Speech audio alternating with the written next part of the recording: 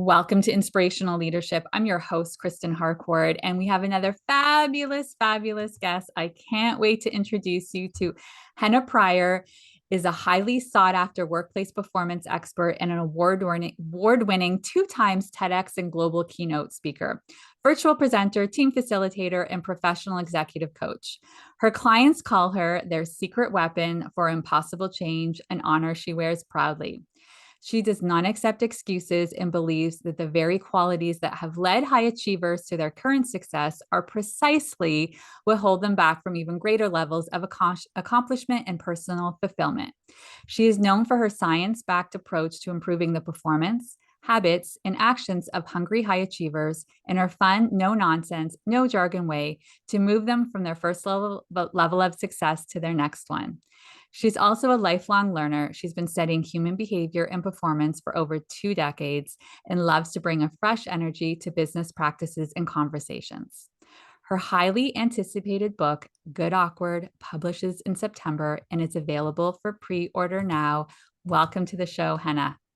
Thank you, Kristen. It's so good to see you. I was actually just thinking as you were introducing, how long have we known each other now? 2 or 3 years, maybe? I was going to say, I always say now it feels like I asked myself pre-pandemic and post-pandemic, Right, and I feel right, like we knew each other at least a year and a half or so pre-pandemic. So it's probably been right. almost 4 years now, I would say. Yeah, something like, gosh, time flies. Yeah, I was Yes. trying to do the math in my head. I It's know good to see time you. flies.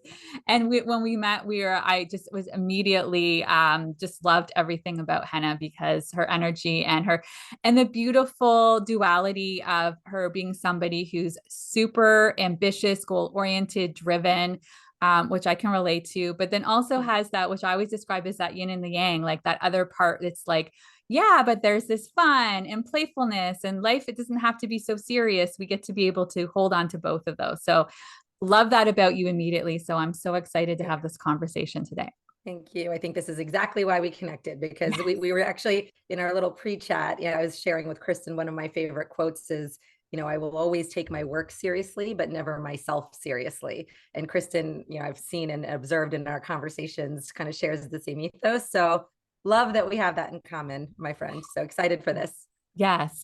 So, Henna, I loved your bio because it helps people get to know a lot more about you. But you've been an entrepreneur, a highly successful entrepreneur, but you had an amazing journey that got you to where you are today. Definitely want to talk a lot about your book because I think it's such an interesting concept, and I love the way that the angle that you take with this book. I think it's really, really effective. But start off by sharing a little bit more about your journey and what got you to the work that you're doing now. Sure. So without again going too deep into the backstory of, Henna Pryor as a baby, I think it's an important context setting to know that I am the firstborn American child of 2 immigrant parents. My parents were born in India and Pakistan, respectively. Grew up there, spent their formative years there, and then came to the U.S. when they got married. My mom was 17, my dad was 30, and 11 months later came Henna when my mom was 18 as their first child. And so my story, I think similar to a lot of firstborn of immigrant parents is, all the opportunities are there. We did all of this for you.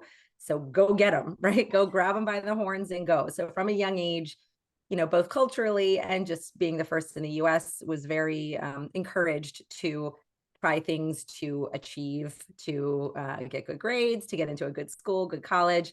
So I, did all of that, made my parents very proud. My first job out of college was at Ernst & Young. Although I made some of my best friends in the world, that job absolutely sucked my soul out of my body. I am not meant to be an auditor. And that pivoted to, since I was in accounting, a 14-year career in finance and accounting staffing with a company called Kforce, which was actually the first time in my life I had ever dabbled in sales. It was a 100% commission job. And within a day of me starting that, I said, oh, here's the side of my personality that I had not yet tapped into and that I love. So did that for 14 years, ready for a new challenge, started my own company doing executive coaching, speaking, training. And that's what I've been up to the last few years. And I somehow love it even more, leaning even further into my natural gifts and things that I love to do. And so I'm so grateful for all of it. Yeah, I think what I love for you with what you get to do as an entrepreneur, I can see how it blends well for you, is that you also get to create what your reality looks like, what you want to go after, what you say yes to, what work-life integration might look like. I think all entrepreneurs can be struggling with always asking ourselves that question. So when you started to realize that you felt really compelled, because I always notice when people are ready to write a book, it's like it's their book baby, right? There's something in them that they're really feeling such a Right. fire in them to get that message out. And so what was that first catalyst that you realized like this message is really important? I need to write a book. Yeah. And I think every author has that moment, right? Where you're kind of like, it's here and I can't unsee it now. Now I know what the idea is and I can't unsee it. So let me first answer why I didn't write a book sooner, because I've wanted to write a book since the 5th grade. Like I'm actually kind of amazed. I've always loved to write. It's just something in my DNA. You know, I wrote for my high school newspaper. I had a Tumblr blog back when all of us in our 20s had Tumblr blogs, right? I've just always enjoyed creative writing and, never monetized it, never did anything with it, but I just enjoyed it. And so I knew there was going to be a book in me at some point. But what really made me fearful and nervous, if I'm just being honest, is it would have broken my heart to write a book. And this is the people pleaser in me. I'm just owning it. And any one person, even one critic would say, gosh, this book has already been written 1,000 times, right? We've already had this conversation 1,000 times. So what I did not want to write is another get comfortable being uncomfortable, be a beginner, stay at your growth edge, get out of your comfort zone. Like we know that book. We've read iterations of that book. And again, I think that message remains important. And even I'm not discouraging anyone from writing that book because your voice and your perspective is important. For me, I was struggling to find a different voice or a different perspective on the conversation that was already had. And then I remember hearing a lot of us in our space, we love Brene Brown, right? We would listen to her podcast. And I remember she would say at the end of her podcast episodes, stay awkward, brave, and kind. Stay awkward, brave, and kind. And all I could think to myself was, I know how to stay brave and I know how to stay kind, but my whole childhood and my whole teen years, I felt so awkward, so different, so out of place. And I don't want to stay like that. That feeling sucked. Like that feeling was uncomfortable. I'm not into staying awkward. And so then I got curious, like, what does it mean to stay awkward? And why is that so hard for people? Why does the second part of that equation feel easier and that first part feel so hard? And I realized no one in the professional development space had done a deep dive on awkwardness. So there it was. Yeah. And so I'm so intrigued. I think everybody listening right now wants to hear, like, what is it around? And I like the way you position around the good awkward. What does it look like to start to embrace that good awkward? Sure. So quick definition, because I think it's important for context. There's a variety of definitions of awkward, but for the context of our chat today, we can think of it as awkwardness is an emotion that we feel when the person that we believe ourselves to be, call it our true selves, momentarily or for a period of time, feels a gap between that person or is at odds with that person and the person in that moment that is on display. So there's a gap between the person we feel we are and the person that they see. And in those moments, we feel awkward. So again, let's just say, for example, I was courageous enough to put up my hand in a meeting and share an idea. And I'm thinking it's a great idea. And everyone looks at me like, you idiot. Like, or we already said this. That happened 2 weeks ago. Right. And you're like, oh God, awkward, cringe, embarrassing. Right. Because for that moment, the person we believe ourselves to be, smart, capable, knows how to contribute to the conversation, is at odds with the person on display. That big dummy, that person doesn't even listen. They don't even know what they're talking about. And an awkwardness is an emotion that we feel.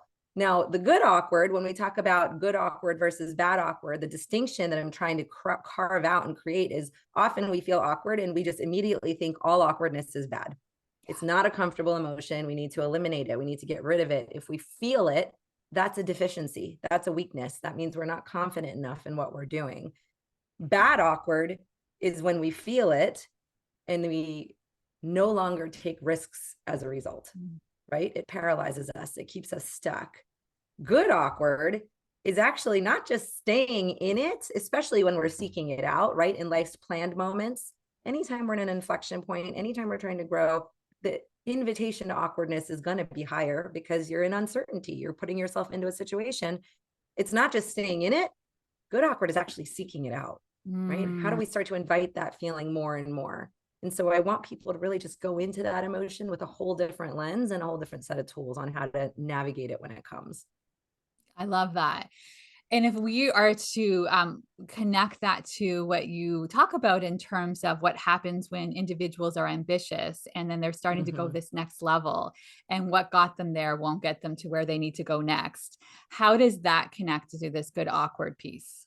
Yeah, I think, for me, this was my journey over and over because as my confidence increased, or my expertise, my competence increased, I think part of me, very unrealistically, was like, all of this is just going to keep feeling easier because I'm getting better and better, Yeah. right? It's not going to feel as awkward anymore. I know what I'm doing. I have some level of expertise. And yet, life is such that when you are on this journey of ambition, you're on this journey of growth, at every inflection point, that awkward feeling comes right back. So just I'll make it concrete. I, have never written a book. This is my debut nonfiction book. And I went to a book show in New York a couple of weeks ago. A bunch of publishers, bunch of agents, just, high profile folks that have been doing this forever. CEO of Barnes and Noble. I knew I would feel a bit awkward and out of place. And literary folks are a little more introverted. It's not our speaker community. It's very, extroverted and talk to anybody. I knew I would feel a bit awkward. I felt incredibly awkward, Kristen. I felt, and I'm extroverted for the most part, but I felt so fumbly, stumbly. Somebody, publisher from Blackstone, asked me a question, and I literally was like, I had to respond this way. I said, I don't know what you're asking me. I don't even know what these words mean Yeah. that you're saying. I'm a first-time author, but here I am, the person I believe myself to be, someone who's written a book, who feels like she should belong in the room. And then the person on display is, I forget the word he used, something about, EPUB, blah, blah, blah. And I'm looking at this guy going, I don't even know what this word means. I have no idea. Yeah. Awkward. Like, I feel like I don't know what I'm doing. I feel like I'm stumbling and fumbling. But every time we put ourselves in a new situation, a new room, a new inflection point, a new transition, that comes with the territory. So ambition and awkwardness, hand in hand, every single time. I think that's a great example. And if somebody's listening to this and thinking, okay, great. So now I'm in that situation, whether it be what you talked about with the publishers, or maybe it's in that high stakes meeting and the person felt like they said the wrong thing, or something where they're feeling in their body those really, really uncomfortable emotions. What are some coping strategies you would suggest when that happens? Because part of it is like learning how to work with it because it's not going to go anywhere.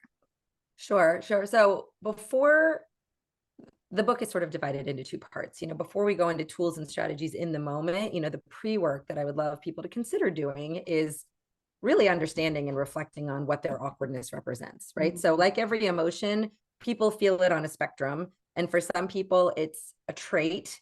I am socially awkward, right? Some people will fully self-identify as I'm an awkward human. I am socially awkward. For others, it's a state, right? I feel awkward right now.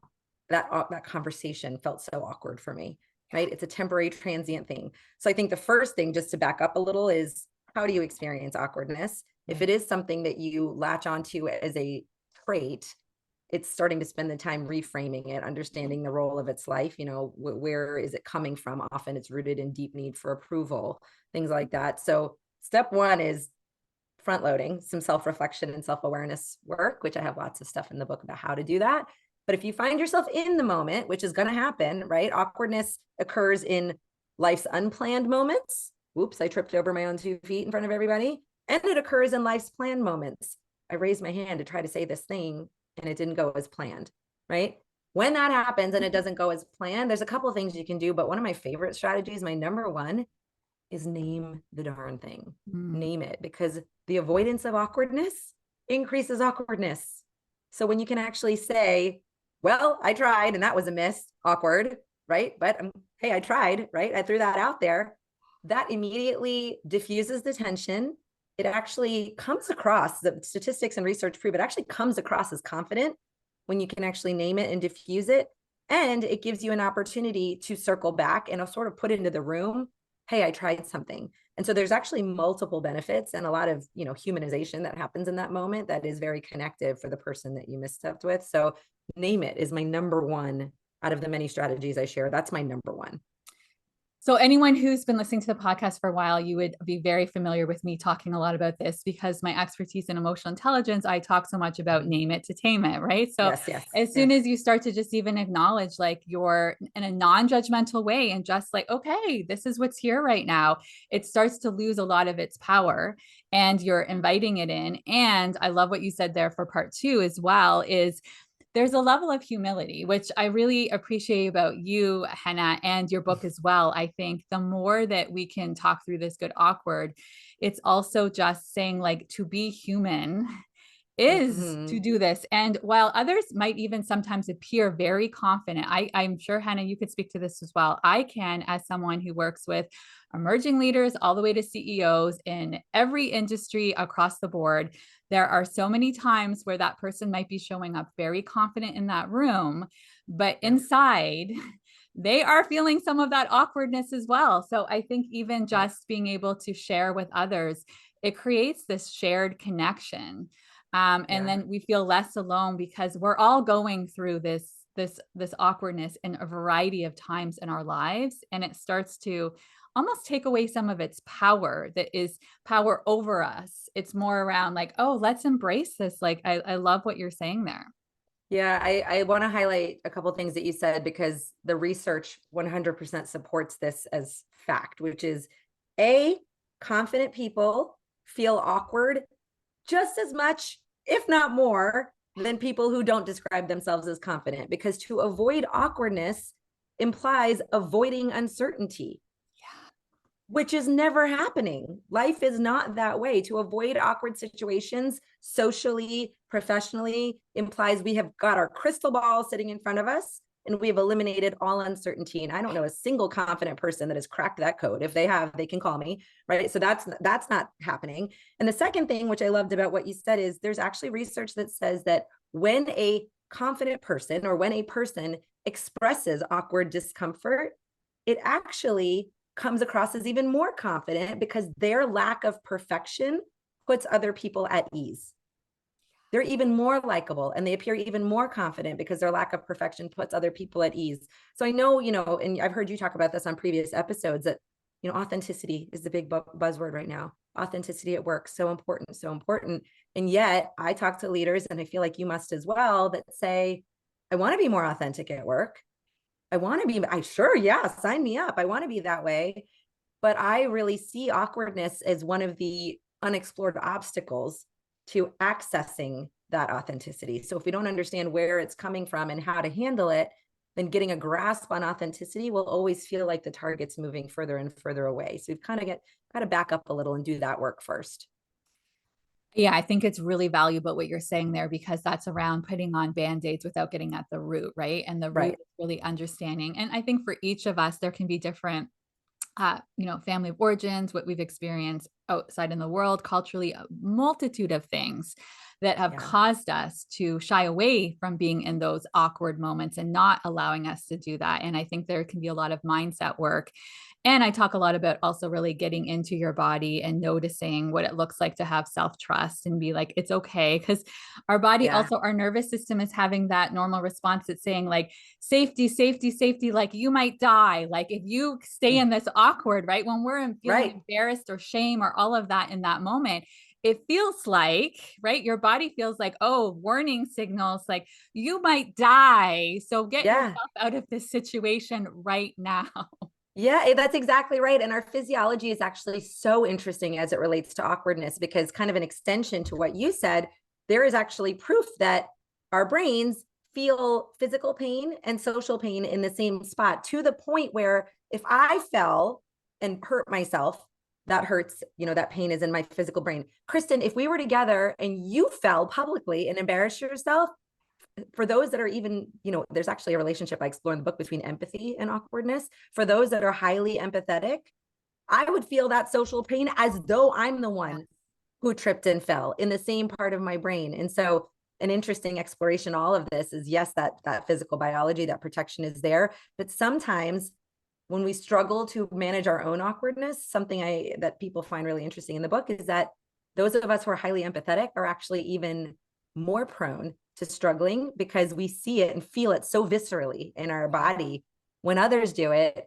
that when we do it, it feels even more Yes. amplified. So it's such an interesting exploration. Absolutely. And I can connect to that. I can think of Yeah. those moments where I feel for them in that moment. It can be as Right. simple as even just watching it in a movie or watching a video. I'm like, oh, like my whole body is Yeah. feeling for them and what they're experiencing in that moment. And I think that's, again, going back to that shared humanity and Yeah. being aware Yeah. how that can be impacting us. So I think that's really, really important. When you start to think about the work that you're doing in this area, Henna, we've got a bunch of leaders who are listening to this podcast who tend to be individuals who are very driven and ambitious. And I think sometimes they're not necessarily aware. I think awareness Mm. is a huge piece that this might be even operating in the background. So Yeah. if you start to think about helping leaders to be able to, maybe even assess this and start asking themselves some more questions, what would you suggest for them? Yeah. Two-pronged answer here. First, we are working across different generations now. So leaders, this may apply to them directly, but I think this is also a really important conversation to think about their teams that they lead and who reports to them, because there is now gobs of data that breaks my heart about the way social skills have atrophied.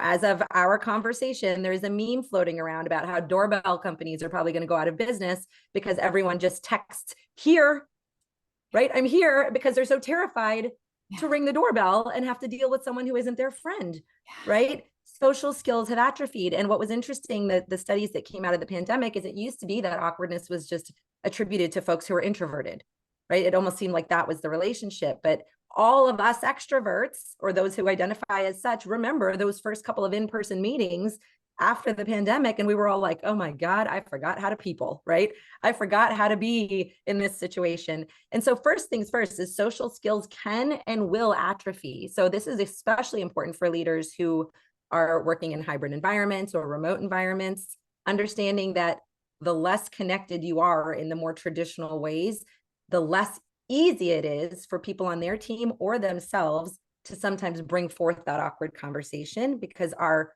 muscles don't have the practice that we used to have. A fun little test I like to give people is the elevator test. Have you ever gotten on an elevator and pressed the door close button to avoid having to have a small talk, awkward conversation for somebody else about to get on? There was a YouGov survey that came out. It was something like 30% of people do that. And I think it was over 10,000 people that took the survey. That is 3,000 some people that would rather hit the button than endure the 5-second, 10-second awkwardness of being on a ride with somebody else. So this is really important data to look at. We've gotten out of this practice. And so as a leader, are you having, quote unquote, elevator moments where you would just rather not? And if that's not you, understand that people on your team are likely having a lot of these moments. These are people who swipe to date. They don't even approach people, to say, can I get your number anymore? So their social skills, for better or worse, are atrophying. And it is up to us as leaders to create intentional moments to rebuild them if we are going to continue to have the cultures of communication that we want. Yeah, I think that's a really, really important point you're making there, Henna, because it's definitely been my experience. And I think some of it, if we even look at what's going on with, I always see so many parallels between raising kids and raising employees in workplaces. Mm-hmm. Yeah. And also, anyone listening as a parent, I would remind you that same opportunity there, because I think we can be doing a disservice to a lot of our kids who are going to be future employees in these workplaces, no matter where they are on the spectrum. They might be, in elementary school, high school, going into university and going into our workplaces. The parents doing too much for them as well. Like those moments where I can't tell you, like, I think I'm the only one mom with some of the things that Yeah. I'm having my daughter do, where I'll say, oh, like, you want to book for that? Okay, so here's the number. If you want to practice the conversation first, that's great. Like, we can practice the conversation, but you're going to go Yep. call to get your nails done and tell her what you need to have done, and get her comfortable with those things. And I think the more, I'm talking about this on the home front, but listen, I think those same challenges are happening, and you could be doing that in the workplace as well, in terms of giving them an opportunity to be doing some role play, to practice having that dialogue, because it does feel quite foreign and uncomfortable. Yeah, I'm smiling as you're talking because I just experienced this with my own daughter the other day too. And my publisher actually teasing the idea of like a good awkward for teens, because you're right. They're so unconditioned. We were talking about ordering tacos, and I went onto the website that normally we order from. It's like a Toast tab or something. It wasn't working. It wasn't Yeah. working. And I actually wasn't hungry for tacos. Neither was my son. My husband was traveling. And so I said, Layla, you're the only one who wants tacos. Can you call and order? And she's like, I can't call, Mom. I can't call the taco place. And I was a little gobsmacked because, her mother teaches this. And I was like, what do you mean you can't call? She's like, it's so awkward. I can't call. And I'm like, oh dear. Oh dear. This is what, and again, it is a generation. I don't think this is any failure of us as parents. This is just what they've been conditioned for. And so a lot of the argument I make, and this is true again of leaders, of caregivers, of anybody, it's not anyone's fault. It's cultural, it's systemic, it's the world they live in. They can't help when they were born, right? That was one of the most powerful reframes I got as it relates to parenting and caregiving is they can't help when they were born. I can't shame her that she's never had to do this. But to your point, we have to create space. We have to teach, we have to practice, we have to do these things because ultimately life will be such that she will have to have these conversations. And the more we avoid them and the more those muscles atrophy, the harder they're going to be to rebuild. So we've got to stay in the gym, right? Stay in the mind gym as often as possible. So when the moment strikes, it doesn't make you freeze. And that's true of leaders and employees too. And the beautiful thing is it ends up being a really empowering experience afterwards. I can speak to the Mm-hmm. other side. When she did it, she realized, Yeah. oh, it Yeah. wasn't as hard as I thought it was going to be. And oh, actually, I did that really well. And I'm looking forward to the next time. I'm going to approach it like this, right? So it's also Yeah. helping them. People want to hit their edges. They want to learn and grow. We feel most fulfilled as humans as we're continuing to reach that potential. So I think Right. it's reminding too. I think sometimes what happens, it can come from a good place. I'm just thinking of a conversation I had with a leader yesterday where she was seeing so many times where the leaders were such good allies, but to the point that they were protecting their team. And I said, Mm-hmm. we need to remember again, we have to see our team as being naturally creative, resourceful, and whole. When they keep taking that on, they're not learning those skills. They're not, it's almost giving the exact opposite message. You're saying, I don't see you as being capable enough to be able to learn these skills. So I think it's Yeah. reminding ourselves, even where it might feel like that this might be difficult for these individuals, you're taking away their opportunity to learn and grow and develop Yeah. those skills. That's exactly right. I mean, learning new skills is bumpy and messy. And one of the sort of analogies, metaphors I give in the book is, you know, ultimately what we're dealing with right now is a corporate culture system that is trying too hard to optimize for smoothness, Right. right? We've put a premium on smoothness. And if you think about ancient cultures like, Greek mythology or Stoicism or Hinduism or Buddhism, any of these ancient cultures, religions revered friction. They revered bumps. Those were things that they looked for and celebrated. And yet, as a modern culture, everything is about friction free. Everything is about optimizing for smoothness. Everything is awkward avoidance. Everything is about when it's tricky or messy or blunder prone, don't do it. And so there is a cost to this optimizing for smoothness. This is in caregiving, they talk about how we're in this era now where it's a lot of lawnmower and steamroller parents. Have you heard this expression? No, share more. Where essentially, there was helicopter parenting was an expression for a while where you were, kind of hovering. Now they're saying it's not as much helicopter, but it's lawnmower and steamroller parenting or Zamboni parenting, where essentially the parents aren't doing it for them and they're not hovering, but they're clearing the path, Right. right? They're clearing the path so that there's nothing bumpy or frictiony that Right. has to be walked ahead, Yes. which is just as dangerous, right? We have to allow the path to be bumpy. Otherwise, they lose those opportunities, as you beautifully said, for skill building. We can't Right. do it that way. Right. Absolutely. So if I were to give you a magic wand, Hannah, and I could Mm-hmm. say, okay, you wave the magic wand, you could say on the maybe that we could talk on the individual level and then more on the Sure. workplace level. What would you like to see more of on the individual level? So kind of your dream for what you'd like to see more for individuals, and what would you like to Yeah. see more in organizations? Oh, I love that question. What I would love to see more of with individuals is ownership of everyone's inherent awkwardness, right? I want to hear more people say out loud, Oh my God, cringe. I can't believe that, right? Because that emotion is so universal and so shared. And what I have observed over and over as I do this work with people and in workshops is talk about instant connection with another human being. It literally is a magical little, formula for creating instant humanity between two people. So I would love individuals to start just owning it and naming it more. At an organizational level, at a team level, what I would love to see is teams, even if it's just 3 to 5 minutes at the top of a meeting, carving out space to share social blunders, mishaps. I like to call them cracked egg stories, right? Everybody, let's go around, because we're all human. We all had them, share something that went terribly wrong, or a blunder or a mistake or something that didn't go as planned. When we give airtime to them, as you said, name it to tame it, not only does it release the power, but it also reminds every other person in that room, it's not just them. Awkwardness is this crazy emotion where often when we feel it, we're like, I'm the only one who feels it like to this extent right now. No, not true. Not true. The research proves it. Not true. So when we create a little bit of airtime, I'm not saying monopolize the meeting, but a little bit of airtime to normalizing these feelings, the data actually says that everything that follows, if you start a meeting that way, everything that follows is actually more creative, more innovative, more generative. And people are like, well, how come? Because the guard came down a little. The guard came down a little, and people now feel like they can be a bit more open, a bit more expressive, because we've sort of gotten that out of the way. So I would love to see that become more common practice in teams and organizations.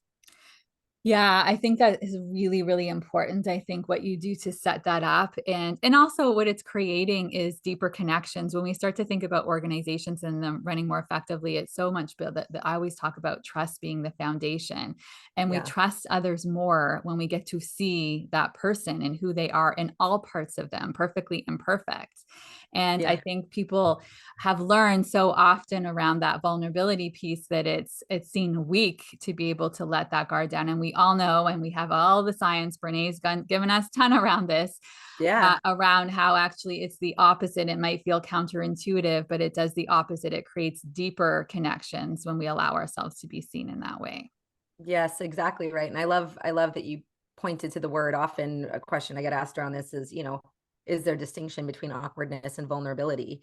And the distinction that I point to is they are sisters in this work. I like to think of awkwardness as a stepping stone to vulnerability, because awkwardness is a little lower on the scale of emotional exposure. Yes. So if, someone is not in a place yet where they feel comfortable displaying their full vulnerability at work, which takes work, right? To get to the point to embody true, authentic vulnerability. We have the danger of something in the book. I have a small bit on vulnerability, like faux vulnerability. Yes. There's a danger of that. We don't want that. And so where I suggest starting is be willing to stay in that awkward, messy middle first. It doesn't have to be as high on the scale of emotional exposure. If you can get comfortable there, then true vulnerability as a leader is within reach. But if we try to jump, sometimes we make that misstep into that faux vulnerability that everyone can see and feel. So we gotta back up a little bit. Yeah, I agree. When you think about doing all of the research for this book and what you learn through everyone in workshops, what has surprised you the most when it comes Mm. to awkwardness and good awkward? Yeah, one of my favorite pieces of data that still kind of makes me laugh is there was a study that was done by an anthropologist with the Biami tribe in New Guinea. And these people lived in an area where they had never, ever seen their own reflection. So even the water was just running too fast, right? They couldn't even see anything. And this anthropologist came with some modern, kind of things, including a mirror. These people had never seen their reflection. And the very first time they looked at themselves in the mirror, they cringed, they grimaced, right? Because what they thought they were was at odds with what was on display in that moment. And so what that study really illuminated, which I thought was fascinating and kind of surprising, was that awkwardness is 100% universal. It is so universal. And in modern days, a lot of this is kicked up in adolescence, especially for, kind of modern day professionals across the globe, because we've got mirrors, we've got technology, we start to recognize things in ourselves, right?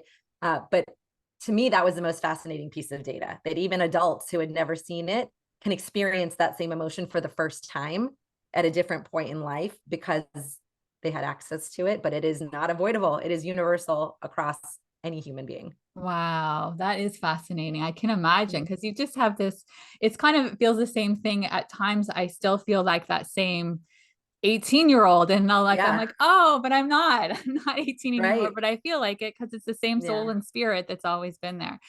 So I yeah. could see that would be really, really fascinating. I have loved this conversation, Henna. I want to give you an opportunity to leave a final thought, whatever is on your mind that you'd like to leave with our audience.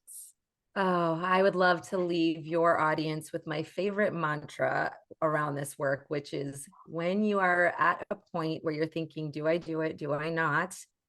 Do it awkward, but do it anyway. It's that mantra has carried me far and wide this past year. And so I just want to encourage you to do the same. Yeah, so good. Where can people learn more about you and your work? And of course, the new book coming out in Yes. September. No, I appreciate it. I mean, I'm pretty much Henna Pryor everywhere. So Henna Pryor on Instagram, Henna Pryor on LinkedIn. You can go to hennapryor.com. That will redirect to my regular website, which talks about speaking workshops, etc. And for details on the book, you can actually just put in goodawkward.com. That'll take you to the landing page for pre-orders. I've got lots of fun little bonuses and things. And so if this resonates with anyone, I'd be so grateful to be connected. Please link up. Amazing. Thank you so much for being here today, Henna. Thanks for having me. So good to see you. And for everyone, wherever you are in the world, we're saying good morning, good afternoon, good evening, sending tons of love. Bye bye.